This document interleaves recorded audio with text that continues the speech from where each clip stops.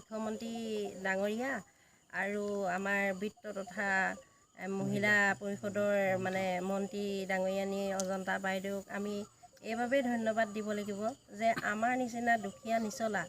লোকসকলক এনেকেই সুবিধা প্ৰদান কৰি বিশেষকৈ মোৰ এই ল'ৰাটিক দি আমাৰ দেউতাক নথকা অৱস্থাত দি আমাৰ পৰিয়ালটিক উপকৃত কৰাৰ বাবে তেখেতসকলক মই নথৈ কোটি প্ৰণাম আৰু ধন্যবাদ জ্ঞাপন কৰিছোঁ। নমস্কাৰ, সকলোকে স্বাগতম জনাই আৰম্ভ কৰিব লৈছোঁ ৰতনপুৰ বাতৰি আপোনাৰ বাতৰি। আজি ৰতনপুৰ বাতৰিৰ মুখ্য বাতৰি হিচাপে আছে অসম চৰকাৰলৈ ধন্যবাদ জ্ঞাপন। অসম চৰকাৰৰ নিকা স্বচ্ছ দুৰ্নীতিমুক্ত অসম গঢ়াৰ পৰিকল্পনাৰে বিজেপি চৰকাৰৰ মাননীয় মুখ্যমন্ত্ৰী হিমন্ত বিশ্ব শৰ্মা, গোলাঘাট জিলা বিধায়ক তথা অসম চৰকাৰৰ বিত্ত ও সমাজ কল্যাণ মন্ত্ৰী অজন্তা নিয়োগ, অসম চৰকাৰে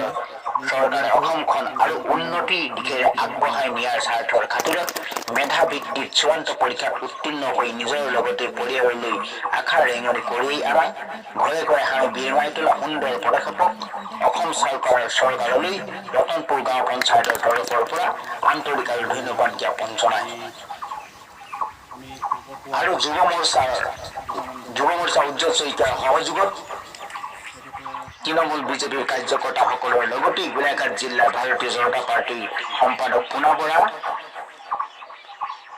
গমাৰী মণ্ডলৰ সভাপতি নিৰঞ্জন সন্দিকৈ, আঞ্চলিক পঞ্চায়তৰ সভাপতি কেশৱ শইকীয়া, ৰতনপুৰ গাঁও পঞ্চায়তৰ সভাপতি লক্ষী কছাৰী, আঞ্চলিক সদস্য ৰুবি সোণোৱাল, গমাৰী মণ্ডলৰ সাধাৰণ সম্পাদক নাৰায়ণ বৰা, দলৰ জ্যেষ্ঠ কাৰ্যকৰ্তা কৃষ্ণ বৰা, ৱাৰ্ড প্ৰতিনিধিসকল, বুথৰ সভাপতিসকল,